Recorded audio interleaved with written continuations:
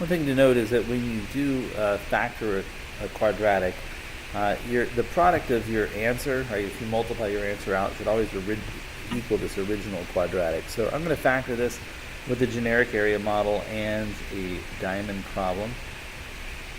And in my generic area model, I'm going to place the 5x squared, and I'm also going to place the 7.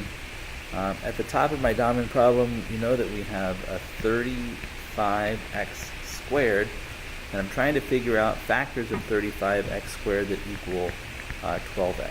So when we're done, we're going to get these two values that will go in the generic area model, and they will have a product of 35x squared. It will equal the product of the other diagonal, and they'll have to have a sum of 12x.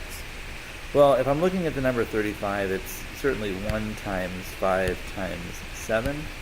5 and 7 are prime, so I don't break it any more down than that. But it's nice because I immediately notice that, yeah, 5 and 7 add up to 12.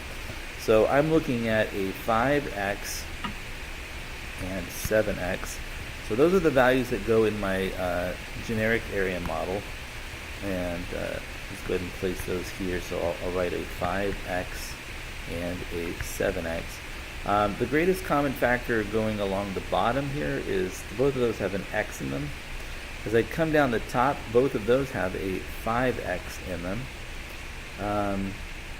Let's see, across the top here, the only thing that those two have in common is a 1, so I'll call it a factor of 1.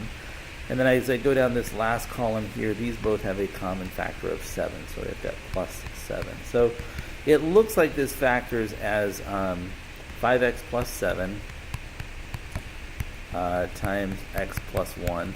And just to double check it, if I multiply 5x times x, I do get 5x squared. And then you can see I've got the 7x and 5x, which is indeed 12x.